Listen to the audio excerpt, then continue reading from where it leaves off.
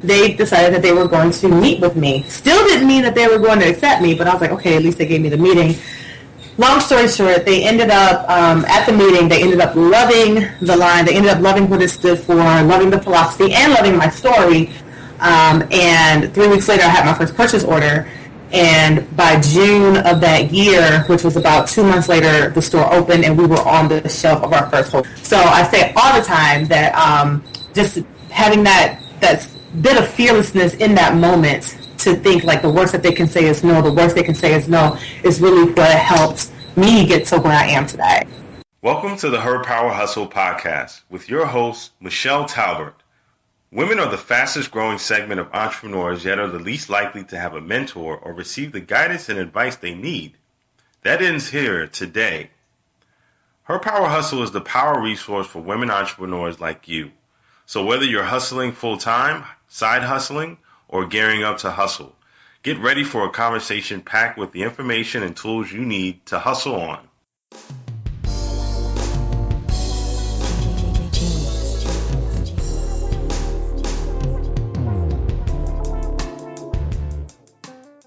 Welcome to episode 11 of Her Power Hustle, the place for inspiration, motivation, and perspiration for successful women entrepreneurs. My name is Michelle Talbert, and I'm glad that you're joining us today. I think you're going to really enjoy today's episode. I am speaking with Gwen Jimmere. She is the founder of Naturalicious, which is a natural hair care products company, but she's also the recent past winner for 2014 of the Black Enterprise Pitch Contest, which they hold every year at their Entrepreneurs Summit. And of course, the next Entrepreneur Summit is coming up if you're listening to this prior to May of 2015. It will be in Atlanta, and I will have links to that in the show notes where you can find that at herpowerhustle.com/pitch.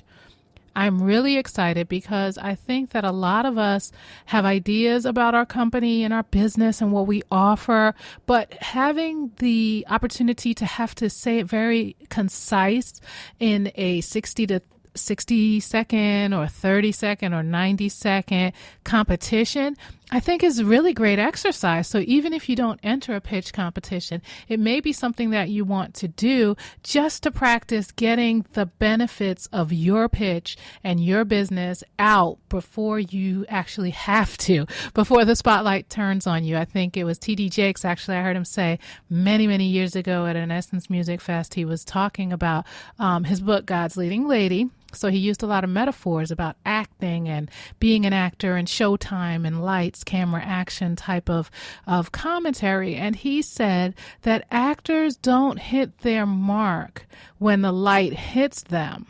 They're already standing on their mark when the lights come on. And so I would say use this show as an opportunity to be ready, right? Because they say if you're always ready, you don't have to get ready. So be ready so that you don't have to get ready when someone says to you, hey, I'd like to invest in your company. And just, recently I heard someone talk about being in a Facebook group, and she was just in the group and just a member and a participant in the group and chatting about her business. And it happens to be an online magazine. And someone in the group said, I love what you're doing. Let's go have coffee. They went to have coffee, and during that coffee, he said, okay, I'm going to write a $10,000 check or wire these $10,000 funds into your account. So I say that to say that if you're always ready, you don't have to get ready. You can take advantage of every opportunity that suits your needs and is appropriate for you when it comes along. I'm really pleased that you're joining, and I would love if you could drop us a review, an honest review in iTunes. And I was telling someone recently, this is really not about vanity. This is about ensuring that our shows that you find important, helpful to you, get ranked in the iTunes library in a way that other people can find them so that we can continue to sustain our shows. So I asked if you feel that this is a show that you would like to give feedback on, positive, negative. It doesn't matter to me. I would just love the feedback. And so if you head over to herpowerhustle.com/iTunes, if you're already listening in iTunes, it would be awesome if you drop a review.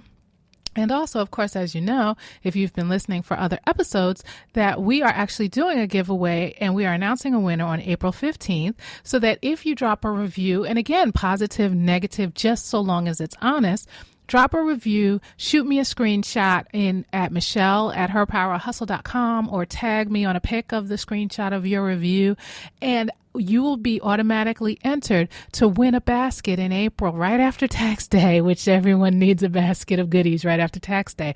It will include lipstick from Vintage Black Cosmetics. It will include handpicked goods from Diana Delivers, who is actually compiling the entire basket. We have Dr. Miracle's Hair Care. They're putting in some goodies for our listeners as well, and you'll have a Her Power Hustle t-shirt. And for me, the most important part, to be quite frank, is the financial analysis and makeover by Ascension Wealth. So head over to iTunes, drop us a review, honest feedback. Let us know what you think about the show. Without further ado, we're going to head right into our conversation with Gwen Jimmere. Thank you. Hey, Sister Power Hustlers, you'll notice on this episode that Gwen shares loads of resources of books, and you can actually get a free download of an audio book from audible.com at audibletrial.com/herpowerhustle just for you. Check it out on our website at the show notes at herpowerhustle.com/pitchyourbiz. Welcome back to Her Power Hustle. I'm your host, Michelle Talbert, and I'm very excited. I'm excited every week, but I'm even more excited today because we have joining us someone who I have so much respect for. I just think she epitomizes the word hustle. Her name is Gwen Jimmere, and she is the CEO and founder of Naturalicious, which is one of the fastest growing natural hair care brands in the United States. She is the brains behind the revolutionary Ooh La Locks hair box, the only simple 4-step natural hair care system designed specifically for curly hair that is proven to take you from wash to ready to style in just 1 hour or less. A long-time, highly sought-after healthy hair care expert, Gwen is also a frequent keynote speaker and panelist on small business and entrepreneurship. Her natural hair care line is sold in Whole Foods stores and other fine retailers across the U.S. and internationally. And I had the pleasure of meeting Gwen as she stood on the stage at Black Enterprises Entrepreneurs Conference last year and took home the big A 10K pitch check. And that is really why she's here today, to talk to us about pitching our businesses. Gwen Jimmere, thank you for joining us on Her Power Hustle. How are you? Hey, I'm so excited to be here. Thank you so much for having me. Always good to talk to you. Oh, you too. Absolutely. And it's so funny because the great thing about that night that we met in Columbus, Ohio last year was that right afterward we partied hard. We did. They threw down. Black Enterprise knows how to party. I'm telling you, we were ready to dance with the check and everything. I think I took some pictures of that check. Oh my gosh, you have to send them to me. I definitely will. So Gwen, I really want to start with the birth of Naturalicious. Talk to us about how you came up with the idea, and what spawned you to create this brand. So my story is twofold. So it started out being that I was pregnant with my son. He's now full-time. I was pregnant with him, and I decided that I was not going to relax my hair anymore because I knew that anything you put onto your body has the potential to go into your bloodstream, and if you're pregnant, it can affect your baby. So I had just seen like Good Hair, by Chris Rock, and I was like, oh no, if it's melting a can, what's it going to do to my child, And so I was like, okay, I'm not going to do this during the time that I was pregnant. It was not supposed to last forever. But what happened during that time was that my hair was so much healthier, so much thicker. It was just actually growing, but I had to relax, and my hair never really grew past my neck. And so it had gotten kind of down to my armpits and was growing faster down to my bra strap. And I was like, this is great. I'm going to keep this going. And I would go to the store and I would look for natural ingredients in the hair products I was purchasing. And I would read the front label, and a lot of times they would say natural, but I would turn it around on the back, and it would have all these weird, crazy, strange, scary-sounding chemicals. And I was like, this is everything but natural. When I would find a hair product or product natural, I would find that I would have to spend a whole lot of money buying one product to do each and every little step. And then once I did that, I would end up spending all day long on my hair. A lot of people, they call this wash day, where they literally block out their entire day to do their natural hair. And it was just, being a new mom by the time he was born, money didn't grow on trees, and I had a new baby, and there was no way that I could devote an entire Saturday to doing my hair and not focus on my child. So I was like, there's got to be another way that I can get this done. And so I set out to develop and create a system, a really simple 4-step system that would allow, not only be natural, but will also allow me to go from wash to ready to style in an hour or less. And so that's how the company was born.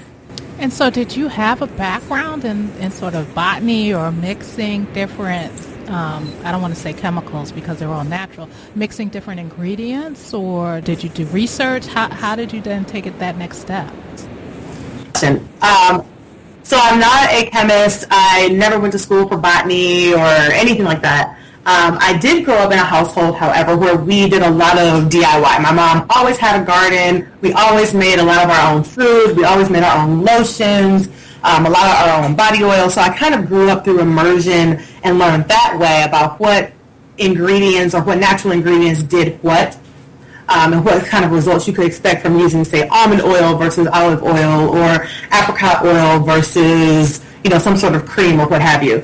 So that part of my background is kind of what helped me think about, okay, if I combine these two things, I already know that, let's say, ingredient A and B are going to work together to form C or what have you. So it's where the background comes from. But no, I was just a regular person outside of that. I had no formal training in any of this. It was just a real necessity that I had. And because I had this little baby and I just needed to really get this done, there was a real sense of urgency for me to make this happen, because I was running out of time and money doing my hair all day long. And so then how did it go from you doing your own hair to I'm in Whole Foods now? So what happened was I had formulated this system and I was using it on myself, and I was getting great results. Not only was I getting my hair done in just actually about 30 to 45 minutes, but I was also giving it to a lot of my friends, family, and neighbors. And so they would tell their friends and their family, and they're like, wow, this is really, really working. Like, I'm not just saying that this works because she's my friend or whatever. This actually really does work. So it ended up kind of snowballing, where I would get calls from friends of friends and friends of family members literally asking me, like, exact same issue. I spend all day on my hair. I don't have a whole lot of time. I don't have a whole lot of money to spend. Can you help me? I will pay you whatever. Let me know what it costs. And so that's how it kind of turned into a bit of a business. Well, it just so happened that I was in the midst of a really emotionally draining and financially debilitating divorce. And it was not, I didn't have any money. I had a pretty good pay, I had a really good paying job at the time. However, I had a really expensive divorce attorney, and so I had to pay him. So I had no money because all my money was going to the divorce attorney. And I ended up getting laid off from this really great job that I had just a month before my divorce was final. So I was really in a situation where I had a mouth to feed. My son at the time had just turned 1. I had mortgage. I had lots of bills to pay. And I wanted to make sure that my son's lifestyle didn't really change too much. I didn't want it to seem like a big shift or change in his life. And there just so happened to be a Whole Foods store that was opening in Detroit, and which is about 40 minutes from where I live. And I would pass by this Whole Foods store and I would say, I really would love to approach Whole Foods, my products in their store. And I think I was in a position where a lot of people would have been in that situation where it's like, I don't have a whole lot of sales. Whole Foods is this really big, like, behemoth of a brand. There's no way in the world that they're going to look at me and say, yes, we'll accept you, or we're going to take a chance on you. But again, I had a mouth to feed, I had no money, and I had a mortgage due in just 15 days. And so I literally had to psych myself up. Like, how you see the football team and they're in the like locker room and they're chanting and they're like, really psyching themselves up for this play. And that's really what it was. I had to psych myself up because I was so scared that they were going to just literally hang up the phone on me And I did a lot of phone calls, found out who I needed to talk to, and I made that phone call. And luckily, they decided that they were going to meet with me. Still didn't mean that they were going to accept me, but I was like, okay, at least they gave me the meeting. Long story short, they ended up, at the meeting, they ended up loving the line. They ended up loving what it stood for, loving the philosophy, and loving my story. And 3 weeks later, I had my first purchase order. And by June of that year, which was about 2 months later, the store opened and we were on the shelf of our first Whole Foods. So I say all the time that just having that bit of fearlessness in that moment to think like the worst that they can say is no, the worst they can say is no, is really what helped me get to where I am today. And the best they could say was yes. Absolutely, absolutely.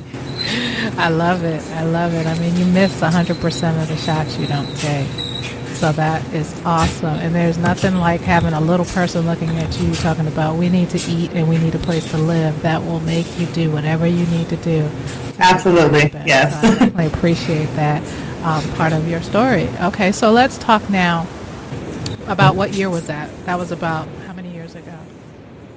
That was 2013. So that was June of 2013 is when we were in our first Whole Foods store. Okay. And so then by the time you and I met was about a little over a year later in 2014. So where were you positioned as you put in your materials to be one of the contestants to pitch at the Black Enterprise Entrepreneurs Conference?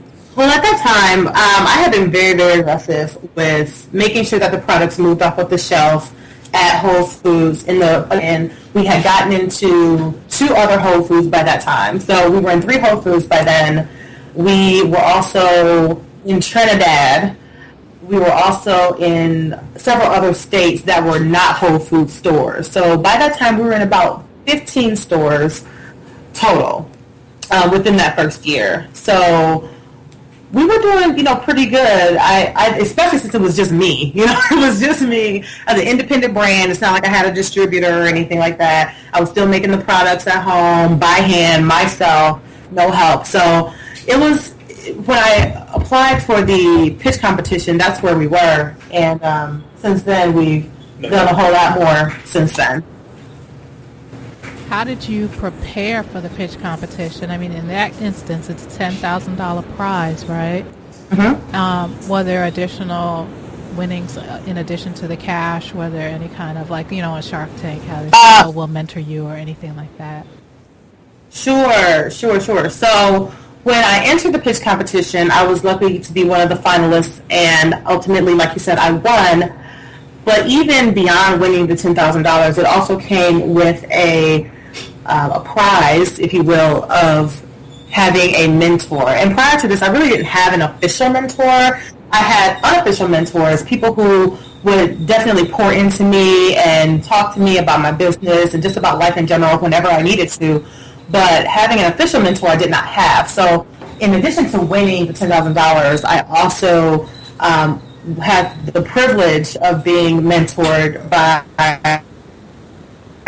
Mr. Jr., who also happens to be an executive at Black Enterprise. And that was supposed to be a 6-session mentorship, but that has extended into a real friendship, and he still mentors me to this day. And we've long passed the 6-session mark, but he's been a wealth of knowledge, and just all the things that he is able to pour into me and help me with, and kind of give me different ways of thinking about things, has definitely even more than just the $10,000 itself.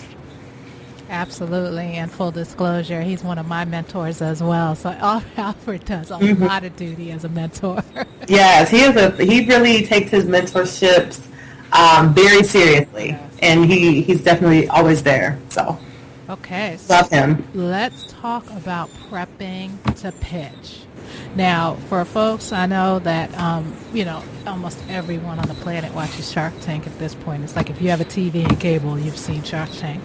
And also, I know your small business report on CNBC or MSNBC also does elevator pitches, and so there's sort of this difference, though, between an elevator pitch, I think, there's sort of this difference between this sort of 30-second, you have 30 seconds to tell us about your business, versus really being able to, have a few minutes at least with a panel of judges, which is the case with you. So talk to us about how you prepped for that opportunity.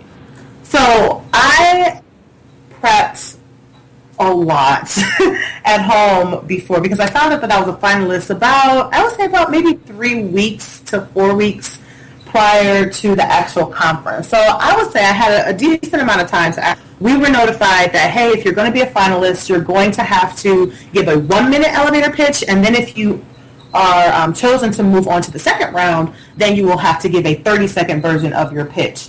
And ideally, you don't want that pitch to be the exact same pitch, just condensed. So I actually wrote out my 60-second pitch, and I also wrote out my 30-second pitch just in case I moved on to the next round.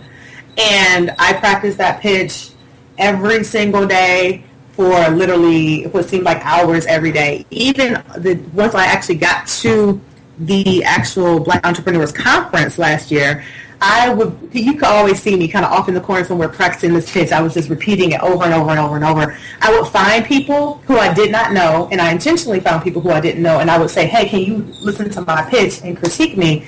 Because it's one thing to say the pitch to a family member or a friend. It's another thing to have to say it in front of people who you have no clue who they are and they have no clue who you are. And so I would intentionally find people and just ask them, and I think about almost everybody said yes, and they gave me really, really great feedback, and a lot of that feedback I took and added to my pitch. Now, something else that also was invaluable was that I was able to connect with Lauren Malian, who was a speaker on the first day of the conference. I actually thought initially I thought she was just an attendee. She was so young. But then she ended up being on this panel, and I found out that she was like super, super accomplished to be such a young woman, and I was really impressed with her. And Black Enterprise had a opportunity for you to have your pitch critiqued by a number of people, and you did not have to be entering the pitch competition to be given this opportunity to have your pitch critiqued. It just so happened that I auditioned. And so I signed up for that, and I was praying and crossing my fingers that I would get Lauren, because I really felt like our personalities were quite similar. I felt like my pitch was very tailored to my personality, and I felt that she would get me. And so luckily I ended up getting her, and we talked, and it was kind of surreal because as I was telling her my pitch, she was like, wait a minute, Naturalicious? I've heard of this before. And I was like, really? And she's like, yeah, like hair products. I use them on my son. It was kind of crazy. Wow. And she had already heard of Naturalicious, and that kind of gave me a little bit of a boost of confidence as well. She's like, yeah, I love them. I use them on my son. And so I'm like, okay, great. So she is someone who gets pitched all the time. She's actually the first Black woman to start she's the first Black woman to start a venture capital firm. And so obviously she gets pitched all the time. So she really helped me hone my pitch, even though it was pretty good at first. But being someone who gets pitched probably weekly, if not daily, she really, really, really helped me perfectly. And obviously I ended up winning. So that additional mentorship that she was able to provide to me, in addition to me already having crafted and been practicing my pitch, it was just completely invaluable, and it was awesome. And definitely we're going to have a link to Lauren Mayan.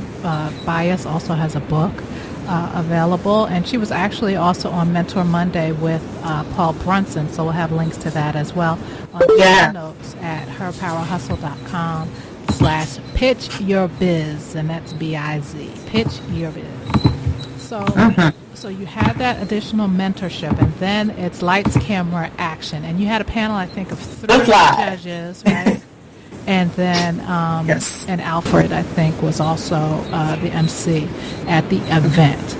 And so you did your 60-second, and then you went ahead and progressed to the 30-second. But there was not just you pitching. There was actually some Q&A with that as well. So talk to us about how you navigated the question and answer period with the entrepreneurs who were on the panel. Well, something that Lauren advised me of, she was like, whenever you are pitching, you always want to anticipate questions, and you want to make sure that you're answering as much as you can in your pitch so that once you get to the question part, following up with stuff and getting some clarity, they're not asking you questions that you haven't prepared for already. So that was a really great tip from her for me, because that was something that I did not already have in my pitch. I had some numbers, but I didn't have all the numbers that she had advised me to put in there. So once I reconfigured my pitch a little bit, I had a really good solid pitch. So by the time I got to questions, they were just asking me, okay, so what's different about your product versus other natural hair care products on the market? How do you plan to scale? That sort of thing, as opposed to vertically based questions that I had to kind of think about really hard and perhaps end up stumbling. I had already answered those in the pitch. So for anybody who is pitching or thinking about pitching, I would definitely use that as one of the guides to crafting a really good pitch, is to make sure that you're answering as much as you can number-wise that's relevant in your initial pitch. Well, then talk to us a bit about that, because it was you in your kitchen. I mean, you Right. were in Whole Foods, so I guess you had some numbers from sales for having a year's worth of sales, I guess, at Right. Whole Foods by that time. But what other numbers were you did you need to have pitch? So in my initial pitch that I had crafted myself, I did have how much we had done in sales. I also had broken it down into how much we did on the web versus how much we did in wholesale. But what I didn't have was the percentage of cost to revenues. So that was something she advised me to put in. So for example, I had in there that not only did we have the sales numbers, but she advised me to also say, okay, so we have 10 ranging from $11.99 to $44.99, and then our costs for those products are X to Y. So therefore, they were able to see the percentage, and they were able to see that this is a scalable business because the costs are not exorbitant and they're not going to affect the revenues that much. So that was a really great tip. Yeah, that's a great tip. And then speak to us about this concept of scaling. First of all, let's talk a little bit about defining, what scaling actually means. And again, thinking you're in your kitchen, it's just you. So had you even really considered scaling? Right. Anybody who's I definitely had considered scaling. Anytime an investor is going to look at considering investing in your business, they want to make sure that it's scalable. And by that, it's like, okay, so for me personally, I'm starting my business out of my kitchen. We upgraded and eventually moved to the basement. Once you get to, let's say you get a sale through a really big retailer, let's say a Target, and Target says they want to put you in 500 stores, how are you going to make that happen? I obviously cannot do that out of my kitchen. So what is your plan, and how do you intend to make this happen? Because big retailers, or most retailers, they're on net 30 terms or some sort of terms where you don't get paid immediately. So it's not like you're getting the money today and you're utilizing that money and all that stuff. So how do you intend to make sure that when the opportunity arises for you to get a huge order, that you're actually going to be able to fulfill it? So that was something that I had to, make sure that I was able to answer if that question came up. And how did you identify sort of distributors and all of those pieces that are necessary for your survival as a manufacturer of a product when you didn't necessarily have the mentors or any of the information or knowledge in place? How did you put all that together? Well, being in Whole Foods provided a really great opportunity because Whole Foods is very big into local brands. They really want to make sure that you are successful on a local level. So what they'll do is that they will allow you they'll put you into one store if they end up accepting you. And they don't just accept anybody, but if they do, and they put you into one store, they'll give you every opportunity that they can to allow you to succeed in that one store, so that you can then move on to your second store, third store, fourth store, and so on when you get ready. In Whole Foods, it really set me up for being successful because I did take advantage of every single opportunity that they had at that initial first store. And then I was able to get sales up enough at that one store so that when it came time to move on to the second store, I was able to do that. And so forth and so on. So they always try to make sure that you are in stores in your surrounding area so that you can get there and so you can demo, so you can do workshops, all those sorts of things, so that when you actually look to go regional, and eventually when you look to go national, you're already kind of set up and you've got a really good stores that already have been going for a long time. So I love Whole Foods. I love being in Whole Foods because they definitely help you set yourself up for success as long as you take advantage of the opportunities that they give you.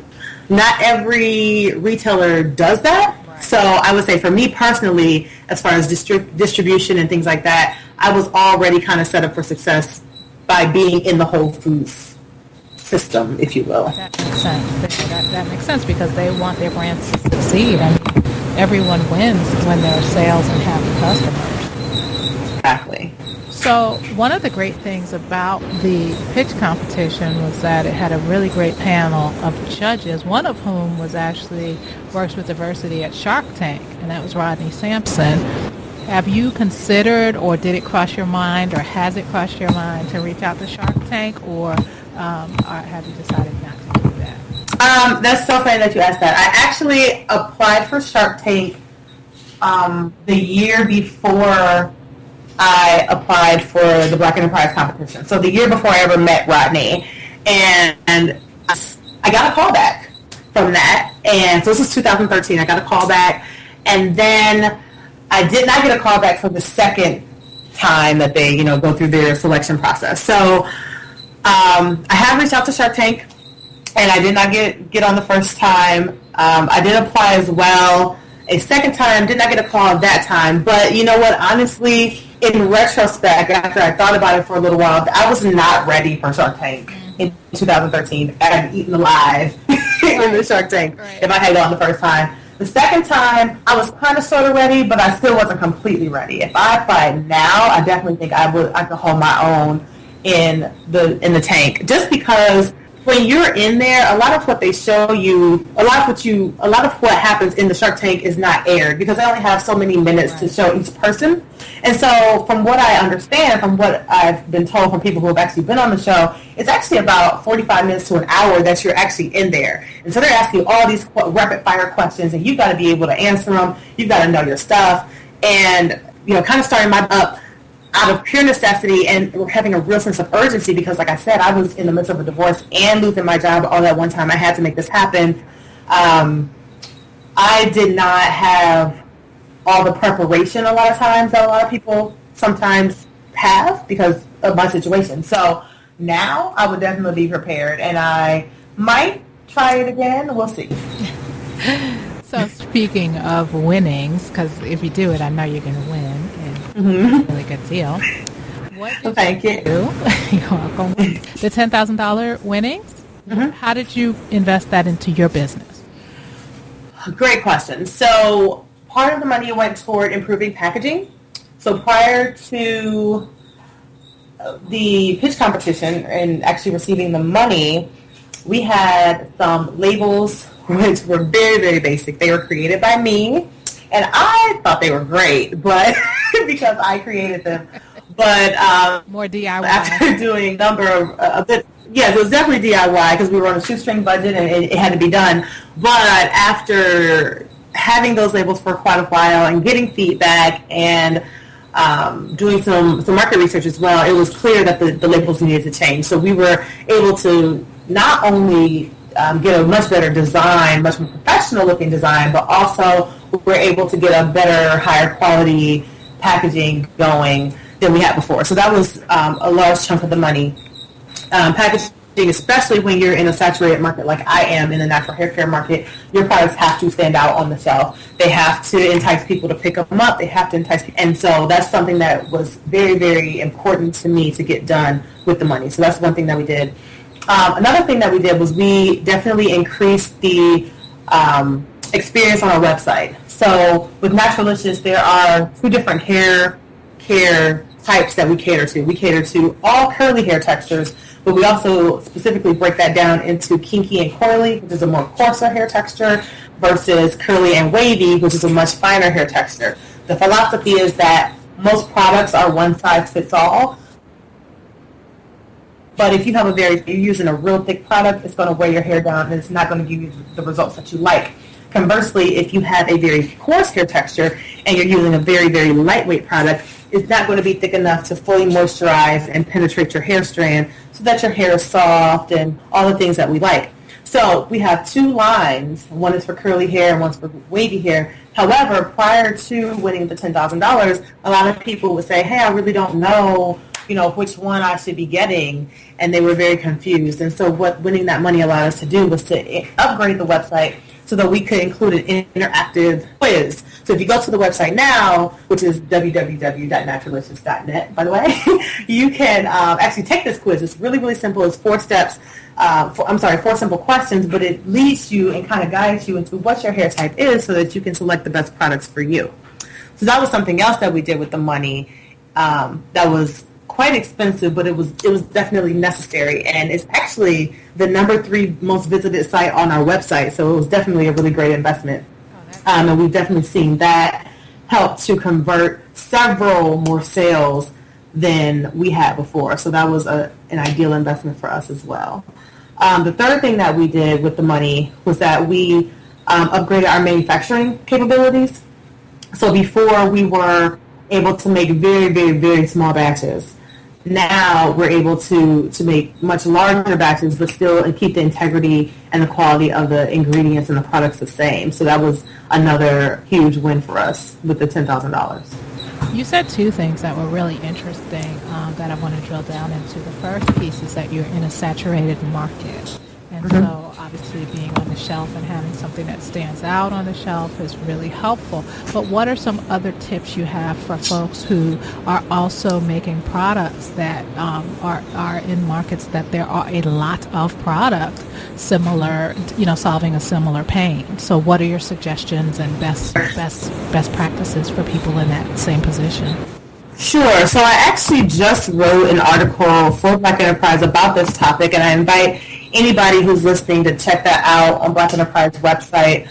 Just search for Gwen Jimmere and you'll be able to find the article. But a couple things I mentioned in that article is that if you are in a saturated market, you have to really differentiate yourself. I always invite people to read a book called Purple Cow. It is one of my It's a great book. Favorite business book. And it is such a phenomenal book. And for those who are listening who are not familiar with the premise of the book, the idea is that, and why it's called Purple Cow, is because if you were driving down the street or down the highway with your kids or your family and you saw a bunch of cows, initially you'd probably say, hey kids, look at the cows, and you guys would ooh and ah. But after so long of seeing all these cows, after so many miles of this, you would just keep it moving. You wouldn't even, take a second look because they all look alike and they all look like what you expect cows to look like.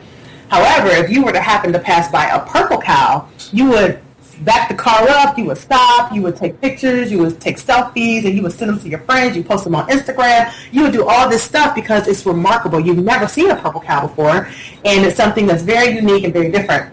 And so the idea of this book is, what is your purple cow? So what makes your product so different that it is remarkable enough for people to stop, take a second look at it, consider trying it, using it, or what have you. And that's something I always invite people to read, because that book really helps you drill down and get really, really granular about how to differentiate your brand or find nuances within your current products that will help to separate your brand from the competition. So differentiation is so key from, especially when you're in a saturated market. Another thing is that if you can build some sort of panel of experts, right?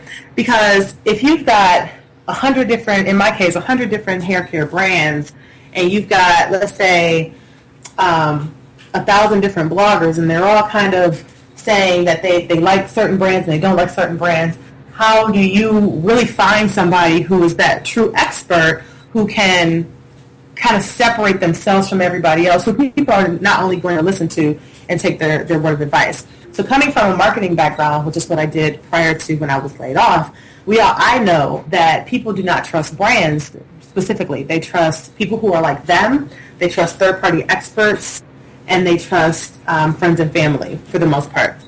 So how can you build a panel of experts, or how can you build a group of people who are going to evangelize for you, but not only evangelize for you, but be voices that other people actually trust? So that's another thing. And then the third thing is that when you do have those rabid fans, because usually if you have a good product and it does what it says it's going to do and it actually works, you usually have a group of people or a few, it may not even be a huge group, who are really like, they're just your rabid fans. They don't want to use anything else. All they do is recommend you. They swear by you. They won't, take a second look at anything else. How can you mobilize them better so that you are utilizing what they're doing for you, which is a very organic and authentic thing? How can you mobilize them better? So think about those things. So that article that I mentioned on Black Enterprise, it actually gives you a number of action items that you can take today that will actually help you to separate yourself from the pack when you're in a saturated market. Awesome. Well, our listeners know that we always have resources in the show notes, so I'll be sure to link to Gwen's article at herpowerhustle.com/pitchyourbiz, and we will also have a link to the Purple Cow. That book is really great, and so we'll have that information on the site as well. So Gwen, as we start to wind down, can you sort of distill, if folks are thinking about pitching and want to really get in front of as many people as they can when they're out networking, what ideas can you give people for really encapsulating what their business is in a succinct way? Well, one thing that I like to say is that something that Alfred actually told me, pitching, you are not only pitching the judges, but you're pitching everybody in the room. You never know who's going to be in that room. So one thing to keep in mind is that if you win, that's the icing on the cake, but you never know who's in that room. I was actually, I was judging another pitch competition elsewhere, and there was a woman who actually was in the pitch competition, but she did not win the prize, and she was so upset and everything. And I went over to her and I was like, you know what? I was like, you didn't win, but you were a finalist. So you were on this huge stage with all these people. The prize, the winning prize was, I think, $5,000. What if there was someone in this room from Walmart and they loved your idea and they want to give you a $100,000 initial order? Like, who cares about this $5,000, right? You never know who's in the room. So when you're pitching, you're always pitching everybody. You could be pitching investors. You could be pitching potential customers. You could be pitching potential retailers. You could be pitching potential partners. You never really know. So you always want to have your A game on, and you want to do your best, and obviously you want to win. But even if you don't, just keep in mind that if you're a finalist and you're on that stage, you have a unique opportunity, because very rarely, almost never, are you going to be in a situation where you can tell each and every about your business in a succinct way that they can really get it. So always keep that in mind. Something else that I would say is that it's really, really important to do as Lauren advised me to do, and really put everything that you can into that pitch in the time that you're allotted. So if you're in an elevator pitch, oftentimes you have like a minute to maybe upwards of 2 minutes, but usually somewhere around a minute, maybe even 30 seconds. So you've got to put everything that you can that an investor will want to know into that pitch. So don't waste time talking about a lot of fluffy stuff, because investors, they're interested in money, right? So they want to know how much money you've made, is your business scalable, how are you going to make more money, how am I going to get my money back? Those are really the things that you really, really want to focus on, and then fill the rest in with. When I say fluffy stuff, I'm also talking about why your business started.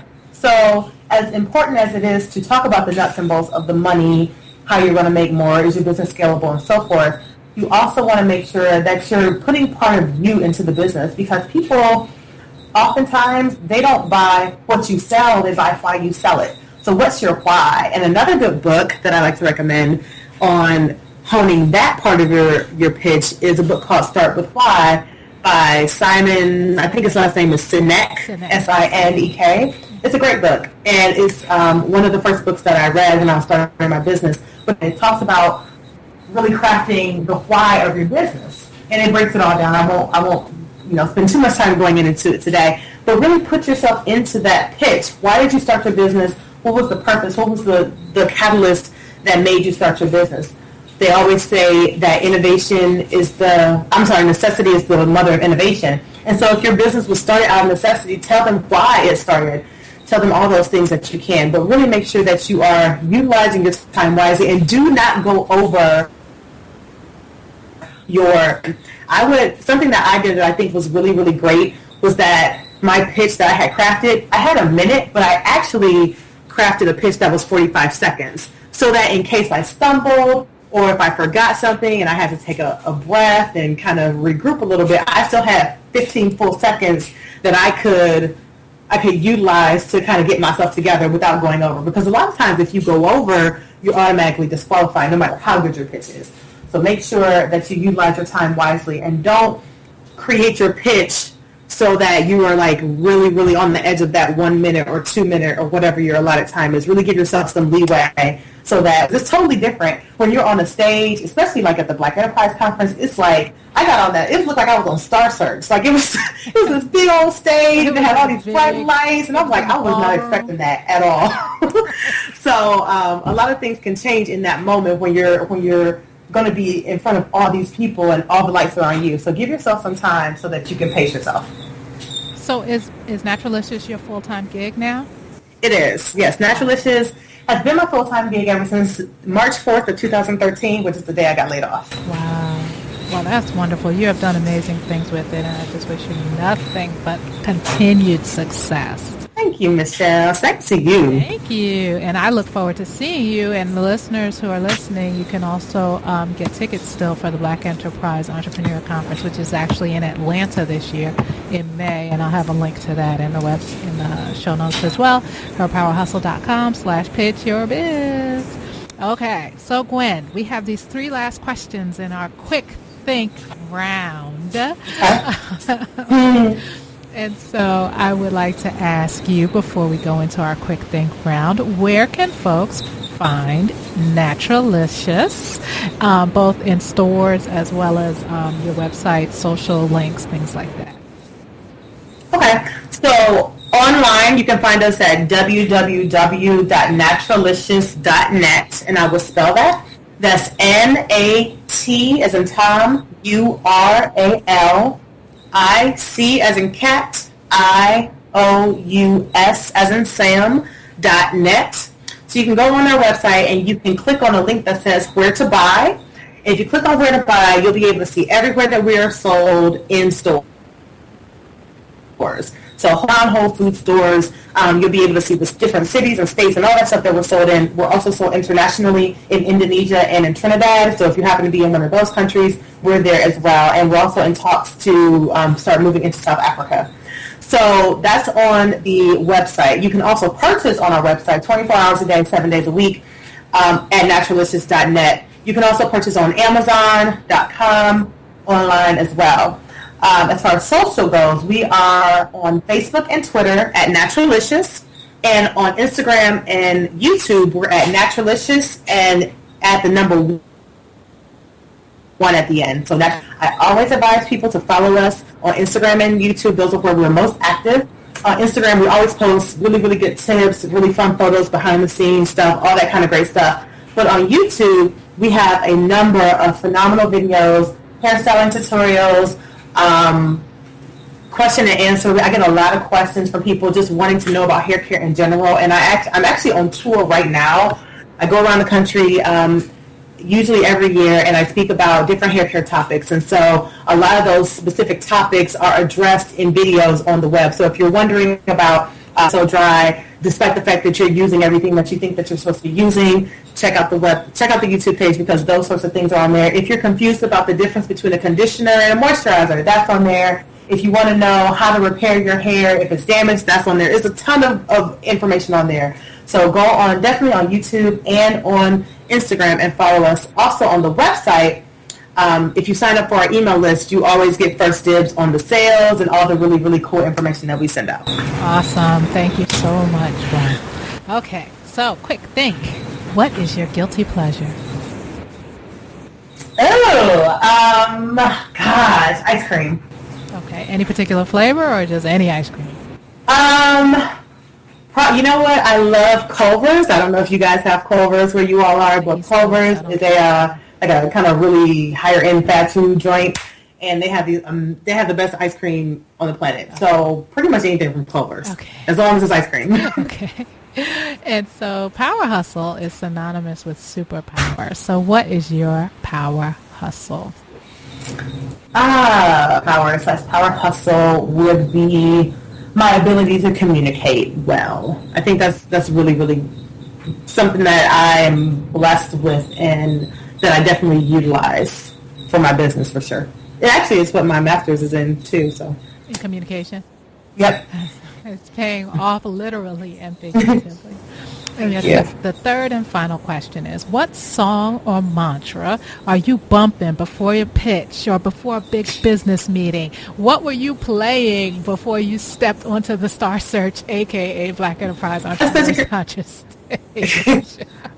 Yes. So I play my favorite song for really getting myself hyped up is Watch Me Work by Melanie Fiona. It's such a high energy song, but the lyrics are just like watch me do my thing. I'm a boss. I can do it, and nobody's gonna stop me. And the lyrics are so awesome, and it's so funny. I just actually posted a video on Instagram of my son and I singing it, and it was so funny. Melanie Fiona actually liked it and commented on it, so I was all excited, like but yes, that's a really strong power woman song. Awesome. So that would be my song, hands down. I love it, and as our listeners know, there will definitely be a link to the song on the show notes. So thank you so much, Gwen. You have shared amazing information for folks who are interested in pitching and just thinking about how to best communicate the message of their branding and their business. So thank you so much for taking this time,